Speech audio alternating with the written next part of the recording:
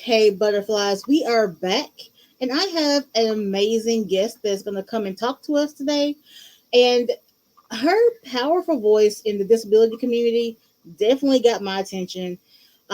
She is newly a social worker. I am impressed, and a proud mom who's building her life and her career around advocacy, accessibility, and yes, joy, because we deserve that too. So I'm gonna bring up Kristen, and did I pronounce that correct? Is it Kristen or Mm, Christine? no, it's Kierstan, but that's okay. I'm Kirsten. sorry That about that. Kirsten. I'm sorry. It's like I should have asked you Yeah, that before we started. I apologize. no, So it's okay. Kirsten, thank you so much for sharing your time and your energy with us. So just tell us a little bit more about you. Yeah, so I feel like whenever someone wants to start getting to know me, they always want to hear about like the typical diagnosis story.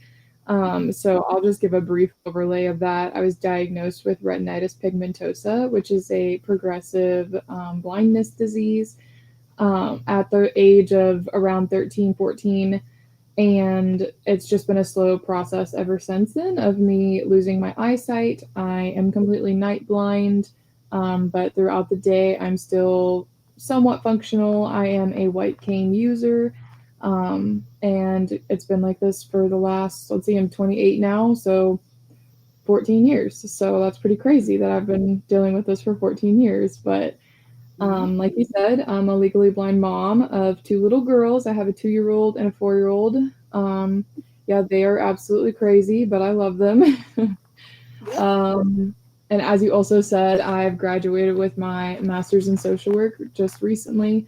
So I'm just in the process of finding careers for that. And then I've been playing around on the lovely TikTok, having a good time over there, advocating, spreading empowerment. That's all of what I'm about. So, And I love that. I mean, that's and because I actually went to school for social work as well, and then like at my last semester, decided I wanted to be a chef.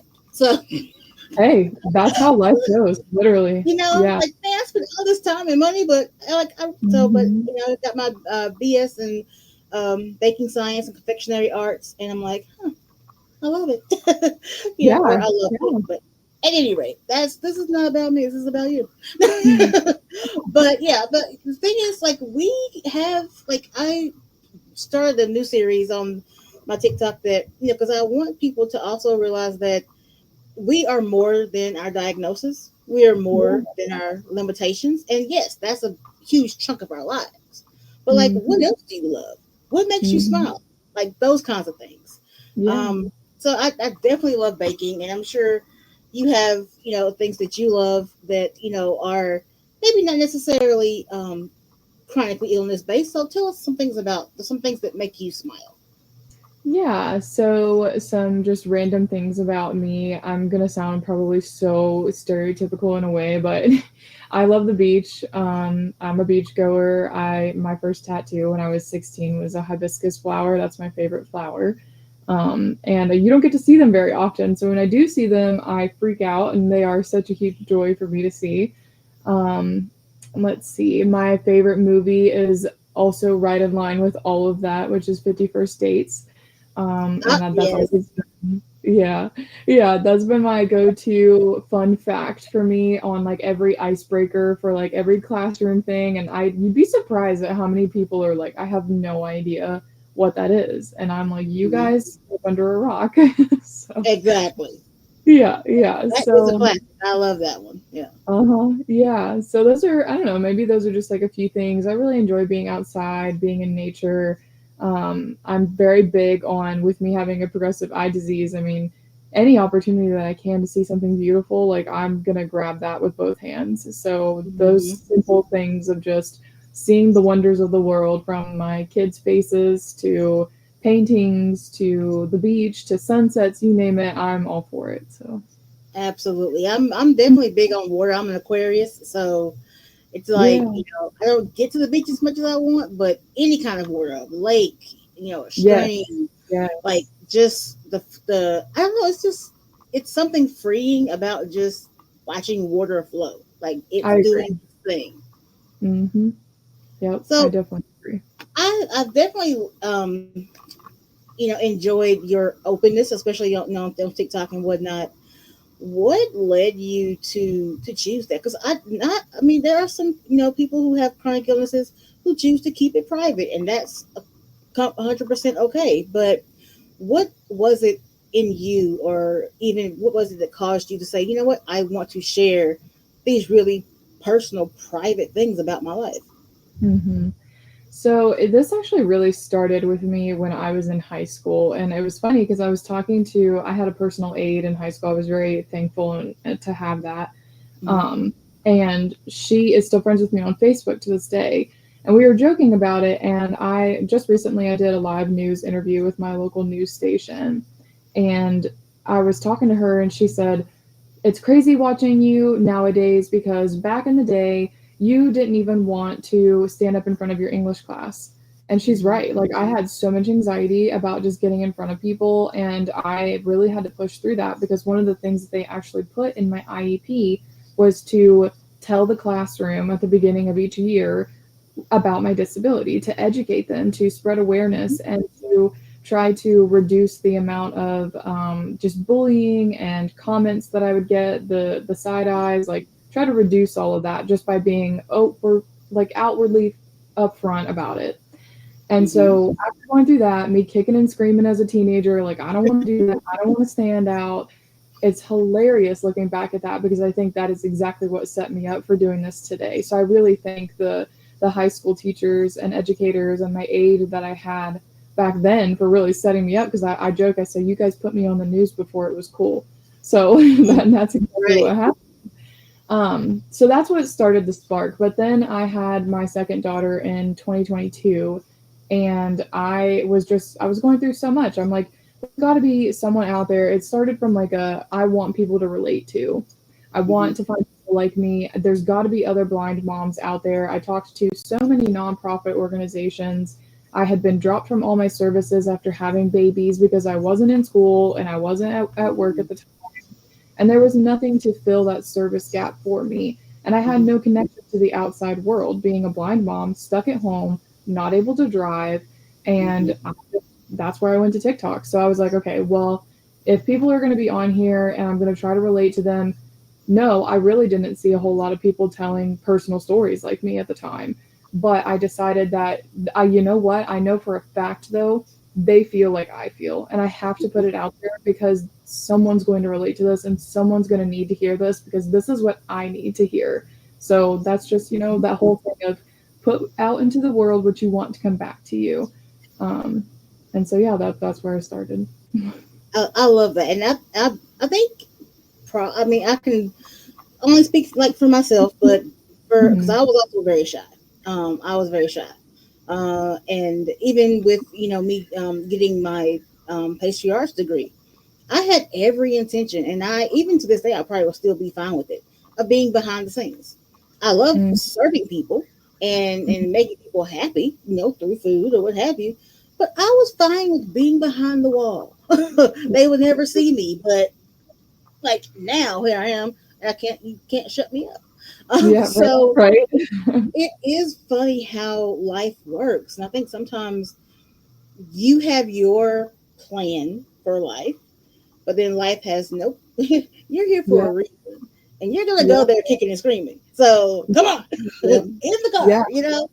yeah, um, yeah. but yeah, I think, and as far as like the diagnosis, like for me, I never intended to be an advocate. I never intended to really share any of my personal business, but literally there was no information about my Yeah, diagnosis. Like, and I have yeah. several, but it started off with fibromyalgia, and Mhm. my doctor was like, "Here's these pills. You're gonna be in pain the rest of your life. You're not gonna die from it.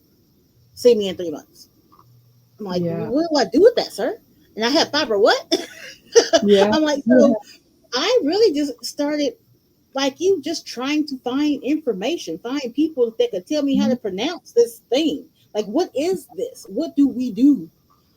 Yeah. And in that journey, like I found some amazing people, I found a lot of information, but I also found that there was also a lot of missing information. And Mhm. I just wanted to be that person that I didn't have when I first got diagnosed. And then it Yeah. kind of just snowballed. It's like Mhm. just rolling down the hill, Yeah. and I'm actually happy with it. I'm very happy that I did get thrown out there and that things happen the way they are. Do my days still suck? Yeah, they do. Yeah. But Yeah. it's like you deal with it. Mhm. Yeah. So what kind of tools or systems have you found, or well, first, like what tools or systems do you use on a daily basis to kind of just help you get from wake up to bedtime? Oh man. Um, I mean, my phone is always going to be my primary thing that I'm using because I have a lot of assistive technology apps on my phone.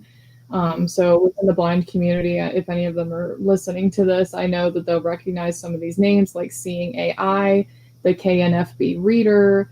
I have this free one called MagX, which is like a reverse contrast Zoom type thing, to help me read just basically everything from packages on food labels to my microwave if I can't see it. I have bump dots on everything, which are literally like little Mm. sticker dots that are tactile for me to mark on my microwaves, on my stove, on my refrigerator, on my coffee maker, on my washer and dryer.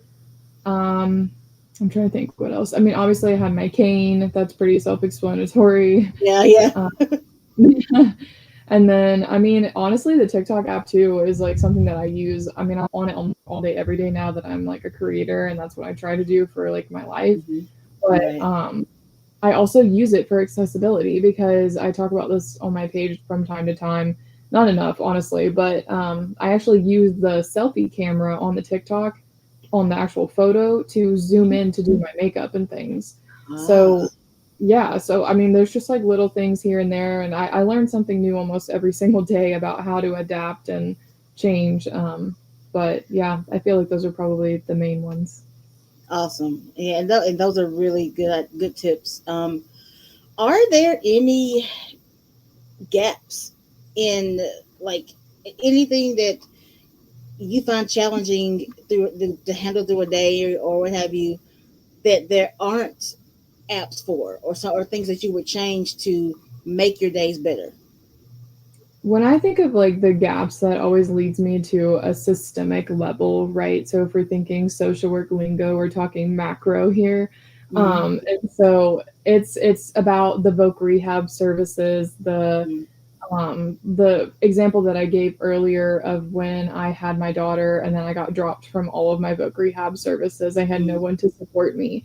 I would argue that being a blind mom or a disabled mom in general, rather, that is a huge gap in the system. There are no services specifically designated to disabled mothers to Hmm. ensure that they have things with help for basic breastfeeding, to how to make a bottle, to here's transportation that fits you and your kids and their car seats so you don't have to take an Uber and lug your car seats in and out, and you don't Hmm. get charged fees because they're waiting on you to put in the car seats and take them out, and you don't have high anxiety about someone driving off with one of your kids if you have two of them like I do, and you're reaching through the back seat of an Uber to pull both car seats at the same time because you're scared to death someone's going to drive off with your kid. That's So crazy. yeah, so these are the big ticket items that I think they are so large that it is so hard to wrap your head around as an individual. And I Hmm. honestly, I don't know quite how to fix it if I'm Right. honest. I'm like, my voice is only one voice, but I know that these are things that disabled parents deal with. Oh Um, yeah. Financials, transportation, medical care, medical stigma around disabled parenting and them showing up with their children to pediatrician appointments. You name it, there's a huge gap everywhere within the disabled parenthood sector. So Hmm. That yeah. and that the Uber thing really hit home. I know I had to travel to some medical appointments, and I had use Uber. I'm not going to drive up there, and Mhm. that was one of the issues that I didn't anticipate, as far as like me my walker. And one trip I was using a power chair, but it was like one of the ones that kind of come apart, like the batteries come out. Yeah. um, I didn't think like that would be an issue, but that ended up being a really big issue. Um, I would order a Uber, and it'd be like a really like a compact car, and I have a wheelchair and the battery packs. They have to come off, you know. Plus, I'm Yeah, not able to lift the battery, so I kind of need the guy to help me, you know. So like, I got left a couple of times, like, you know, like, no, yeah, we can't do this. Like, order another car, yeah, you know. And yeah. like, I'm in a strange city. I don't live here. I don't, Mhm. We you talk know. about the Uber situation a lot in the blind community as far as guide dogs getting denied for Uber Yeah, rides. That is a huge topic. But honestly, I did not realize that this is like a disability wide problem. Like, you hmm, just brought my attention to the fact that this is more than just the guide dogs and the blind. Like, this is actually a disability with Uber issue. yeah, And if I'm honest, I have really wondered why we have not seen a lawsuit yet. right, So, yeah, right. that's insane.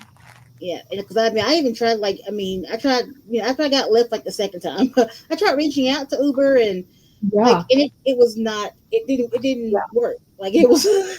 For They which were like, they were not interested. I have always felt that the solution to that is going to be we create our own Uber type Yes. transportation system that is Hmm. accepting of those with disabilities and dogs Exactly. and babies and has car seats ready to go and literally thinks about the whole person and the whole family. If Hmm. I ever become a billionaire, that is exactly what I'll be doing. So Exactly. And you that's heard it that's first. my thought. It's like a lot of these things are going to have to be made, but I mean, I think Mhm. unfortunately, right, at least at this point, like most things that change, until the right person, you know, the person who has the millions or someone Yeah, important exactly.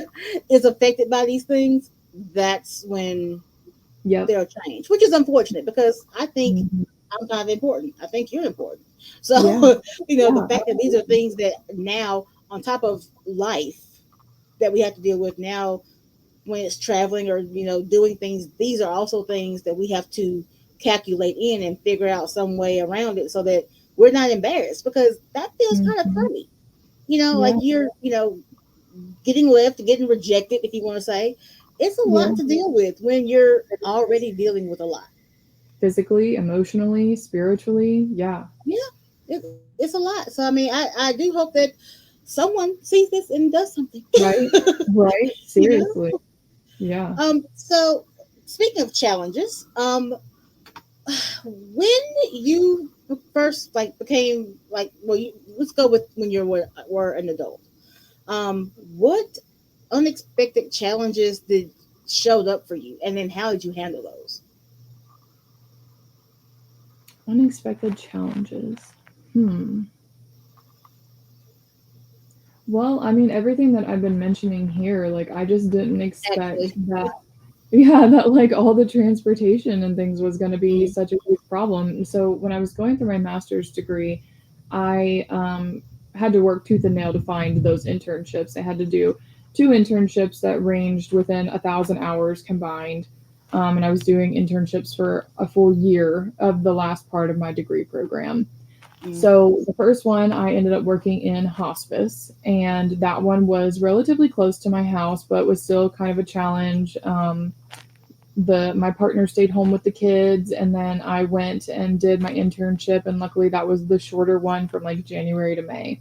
Then my mm, next one was in child welfare services at mm, a child advocacy center.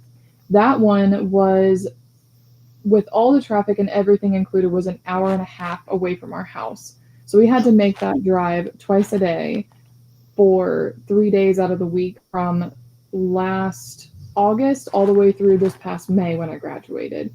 Mm, And that was a huge, huge issue with my family, obviously, because of the finances. Sometimes we were scraping by to put gas in the car to even get to that internship. And mm, the live news interview that I just did was for the nonprofit organization near me called Be the Change Charleston, and I'm in South Carolina, and they were some of the most supportive people throughout that entire process because the challenges that I did not expect were okay. So now I have to get to and from this internship. My partner still needs to work, and we have kids. So like, what are we gonna do? We can't afford daycare. Like, daycare is astronomical. It's like, it was, what was it? I can't remember what the actual I don't remember what their tuition was, but it was ridiculous. It was a ridiculous amount that I knew I couldn't afford. And of course, Voc Rehab, their traditional answer is no for everything. So, Right. no, we don't want to pay for childcare. No, we don't want to pay for transportation. No, we don't want to help you with anything. And the Be the Change organization really helped me to navigate that system in a way that I was able to pull strings and get policies checked. And really, this was activating as a social worker, which was so ironic. Right. Policy change, and that is how I was able to get childcare actually covered and transportation costs helped with, and I was able to finally get through that internship. So, That's I mean, amazing. that's just one situation, but there are so many problems within that Hmm. that are just there throughout the rest of my life. So, that I did not expect. So let's switch over a little bit to like self care and just because, like we talked about, life as a general is just a lot. But when you're running low on spoons and your energy, what are some non negotiables when it comes to your rest and your self care? Well, if I don't get my sleep, that is a non-negotiable for me because I definitely have to have sleep in order to function the next day, to keep up Hmm. with my goals. Self-care for me, I mean, it really, honestly, if I'm 1000% honest, I'm not good at it. I Mm. am the person that just goes, goes, goes Those until goals. I can't Yep. go anymore. Um, and so I have to be better about that, and I know that. That's something I've always said about myself. Hence why, we've been talking about my crazy busy week this week. Like that's kind of like a norm for me. Like I'm tired and I know it, but that's a Yeah. norm. But if I were to have a perfect situation for self care, it's just meditation, it's yoga, it's getting up before my kids so that it's quiet and I can have a cup of coffee in peace. Like things like that tend to be Hmm. my go-tos for self care. Yeah, I love those. I definitely enjoy meditation, but I also don't do it nearly enough. No, And I same. just had a doctor's appointment, and my doctor was like, staying awake for 4 days in a row, not good for you. Yeah, Like, right. Yeah. Yeah, like, see, that's me though. Like, I will go, go, go, but I definitely am a sleeper. I'm like, nope, my bedtime is like 10:30. On the weekends, I'll go till like 1 a.m. or whatever, but yeah, past that, I'm gonna be in bed. yeah. I need to get like that. I'm working towards it.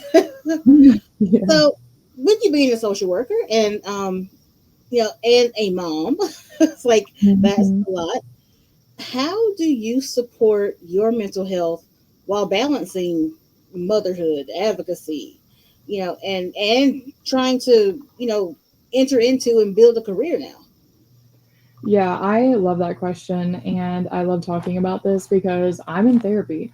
Even the therapist goes to therapy, and I every week I have my virtual meeting, and it is cathartic for me to have a Hmm. safe space to talk about things. And for those who feel like, should I go to therapy? Like they're not sure. I always tell them that even if you don't believe in the philosophy of therapy, the Hmm. whole point is that you have a third party person to go talk to that will not run and tell your mom, your dad, your closest friends, anyone else your business. And that Right. is a way for you to not crack on the inside because you are getting it out. So, and that's the way that I have always approached therapy, and that's the way I explain it to people when they're, oh, I don't believe in therapy, and that's totally fine. You don't have to believe in the overarching premise of it, but it is a safe space for you to talk about things when you feel like you have no one else to go to. Um, Absolutely. so yeah, mental health is super important. It's the number one thing out there, like that you have to pay attention to. Because if your mental health is not right, nothing else will be. I think of it in similar terms as Maslow's hierarchy of needs. If you're not meeting your basic needs, your food, your water, your shelter, your mental health is literally right underneath all of that, and then the rest will follow. So Yeah. I mean, and I agree because I have a therapist as well, and it actually has changed my life. Like, because I yeah. was very sheltered, shut in, everything just kind of stayed stifled down, and I was Mhm. uber stressed out. Mhm. And yeah, just having that someone that is not really connected to the issue, whichever issue it is for you at that particular moment, and someone Yes. that just listens. Maybe they have Mm, advice, maybe they don't, yeah. but it's just a vessel to Yeah. empty into it Exactly. that's not going to be nuclear. Yeah, I exactly. I condone it. I love therapy. I will never not have therapy at this point. Yeah. Yeah. Yeah. Same. I agree. So, what have you learned about? I like to call it the art of asking for help. But what Mm, have you learned in your job about how asking for help works in your life and helps you manage and handle your struggles? yeah, that is a really good one too. Wow. Um, this is something that I'm actually excellent at now, and it took me a very, very long time to get to. I used to be so nervous. I didn't want to be a burden to anyone. I didn't want to cause any problems. I didn't want to be that weird person that like made everyone shift what they were doing to suit me. And Yeah. then over the years, I had so much pushback and so much rejection that on because I didn't ask for help. It was things that had I asked for help wouldn't have been in the situation. Mm, Um, and that happened to me so many times that I got just sick of it. And I said, mm, you know what? Honestly, if they tell me no, if they are not willing to meet me where I am in life, that reflects poorly on them. That does not reflect poorly on me. I right. am the one asking for the help. I am the one doing everything I can to advocate for myself. If they cannot handle that, that is a them problem. That is not a me problem. And once Hmm. I took that mindset, it was game over for me because I was like, you know what? I can't see where I'm going. I need help. I can't find the bathroom. I need help. Like I do not mind asking for help for any situation. And I've even Hmm. had people tell me that they admire my ability to ask for help because they themselves as able-bodied or non-disabled people can't even do that for themselves either. And I'm like, Right. well, when you don't have an option, you figure it out. So, yeah. Yeah, and it is, and I think too is like also like the fact that like if you do ask for help, and if they say no, well, okay, just I'm really no worse off than I was before, Yeah, and now I just exactly. move to the next person. Mhm. Do what That's you it. have to do because yeah, Yeah. definitely for me, my thing was mobility aids was my Yeah. struggle. Um, Mhm.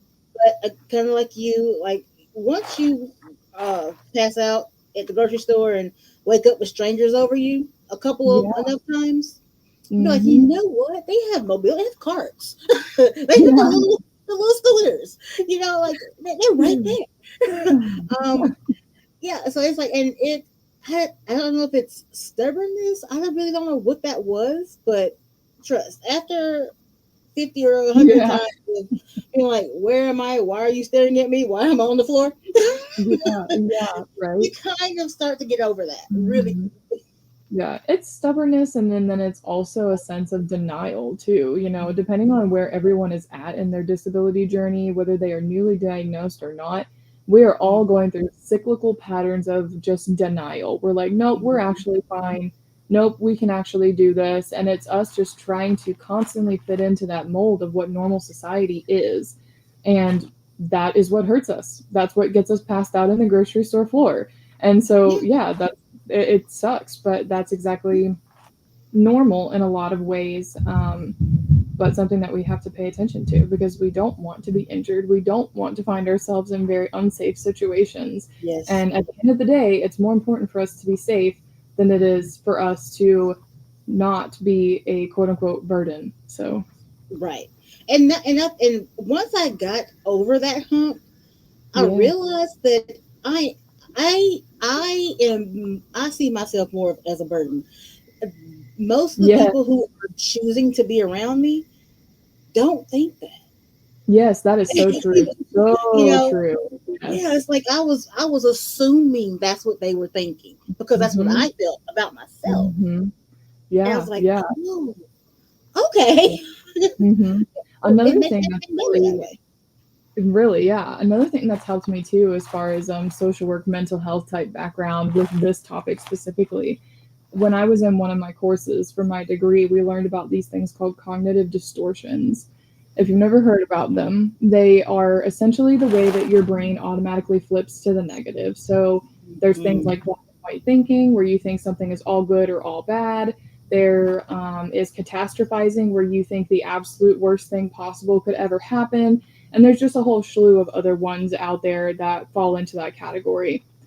The idea is that when you can recognize things like cognitive distortions within yourself, and you guys can just Google quickly like cognitive distortion examples, and it will give you all the information on this if you're listening.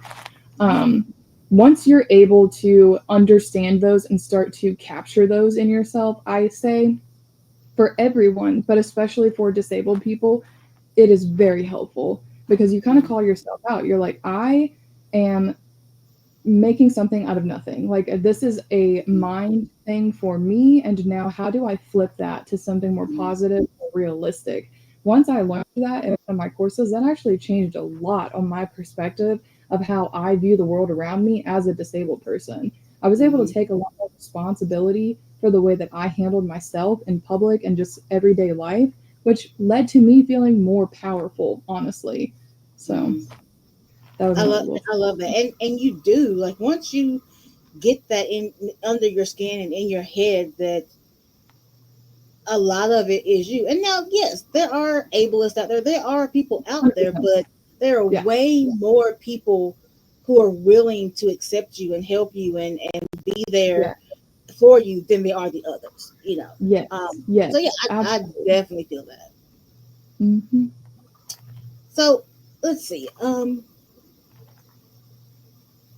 With your social media presence online, and you know your little girl reading on live, and like all the like fun things that you are allowing yourself to do, how important is joy in your life, and what is it that you feel um, helps you lean into the joy? Joy is number one, obviously. Like, there's no way that you can live an equitable life as a disabled person if you are not trying to constantly seek out the joy in your life. Because it is there, and it is largely about your perspective, back to those cognitive distortions conversations. And that's, I have just been really real with myself between therapy, between my MSW coursework, all of the things above. I've really been able to just kind of call myself out.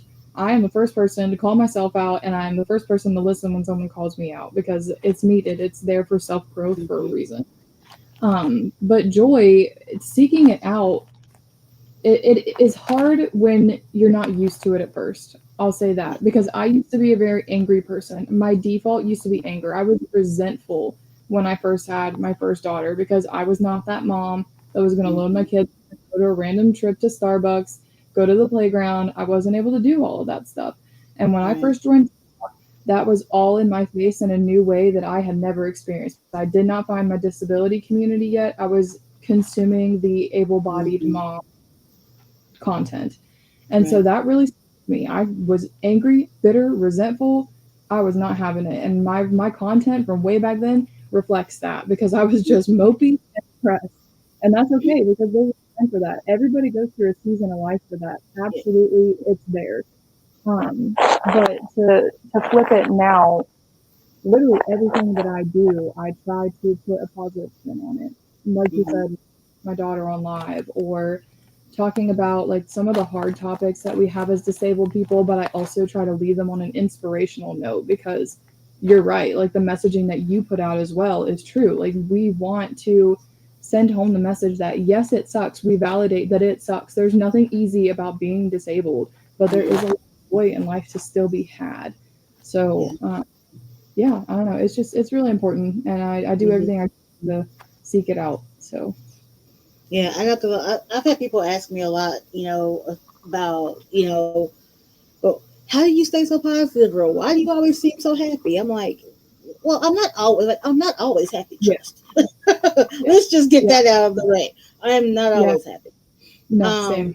Um, but even I have my moments. I allow myself to have the moments. I didn't used to, Yes. which I was really caught up in that whole toxic positivity situation. But Mm-hmm. once I started allowing myself to have my moments, to acknowledge Yeah, where I was, but I yeah, realized also I could not stay there. Like, my body was yeah, already struggling just by waking up. And me Yeah. being sad and depressed and angry and afraid was not helping my situation at all. Yeah. So Yeah. I had to make a choice for me. Like I just had to decide, okay, look, there are so many things I cannot control.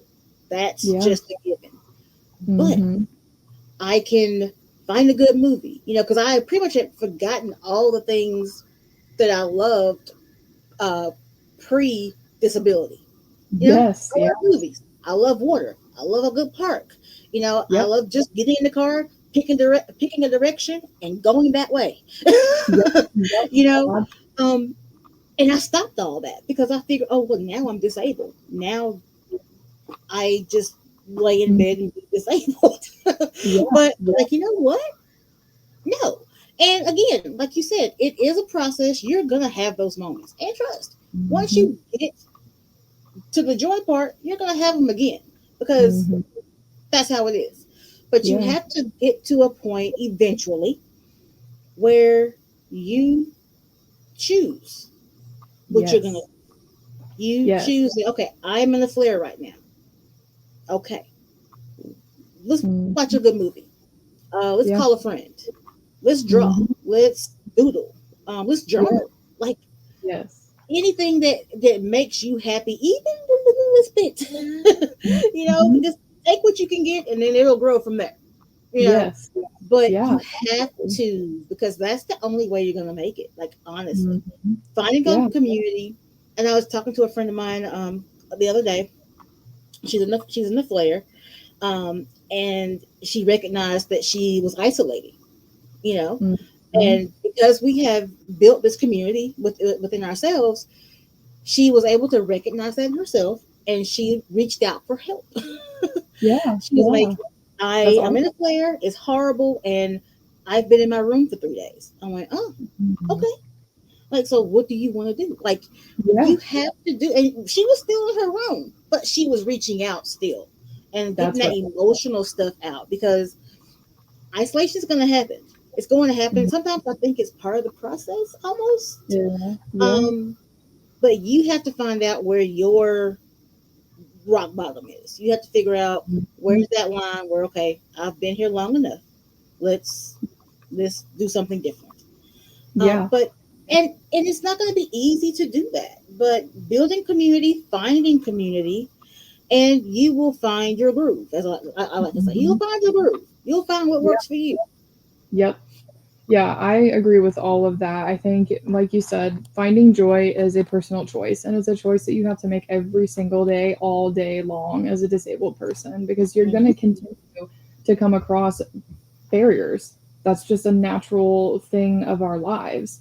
And it's not going to go away, and it's not, going to get any easier by us having such negative outlooks on things or by us choosing to not follow through with joy. But you're right, allowing ourselves the space to breathe, compress, come back, and be like, okay, how can I reset? Just because yesterday was a bad day doesn't mean today has to be a bad day. And one of the little things that I read too along my coursework was this little book. It's not a very big book, but it's actually called Love is Letting Go of Fear. I can't remember the name of the author is, but Love is Letting Go of Fear. And it comes from this principle that you are operating out of either love or fear with every Mhm. single thing you do. And it's up to Mhm. you on whether you want to operate from fear or love. So when we are isolating, we're operating from fear. When we are being bitter or resentful or being rude to our partners or friends or family, we're operating Mhm. out of fear. But we can flip that and choose to operate from a perspective of love. That little Mhm. book also, and I think it is actually written by someone who is disabled. I'm not gonna lie, but actually, yeah, because he has dyslexia. I want to say is what he has, and he always wanted to write a book, and it's in his prologue, but he couldn't. He felt like he just couldn't with his dyslexia. Mhm. Um, so he wrote this little book that is super empowering, and I think it's something that everybody should read because it was helpful for me. So, Absolutely. Yeah. yeah. Absolutely. Yeah. So we're getting ready to kind of wrap things up, but um, for the people who are in your audience and even in mine, and they're navigating a new diagnosis, how Hmm. would you encourage them to um, begin to seek out their dreams, like find the seek out a career, or even how to manage burnout. Like, how would you encourage them through the newly diagnosed stage, and then kind of up into the being capable of dreaming again? Yeah. So I always say that when you're in the midst of a new diagnosis, that it's important to remember you are likely going to go through all of the grief stages. And that is going to reflect in who you are, and who you are when you are newly diagnosed is likely not who you're going to be later. And Yeah. hopefully that's for the better. Ideally, and most of the time it is, it's for the better. That you become a completely different person and you are able to just figure things out. And it sucks to say, but honestly, it just works out. It's like that, it's that sound that is like kind of viral on TikTok where it's like, what if it works out better than it could, or let it all Right. work out. Literally, it's essentially that, because you just have to start focusing little by little on what you can do, not being Mm-hmm. so focused on what you now can't do. And that is so hard. There is Right. nothing easy about that. Not anything Yeah. I talk about in this whole podcast is not easy. These No. are things you have to continuously work at every single day.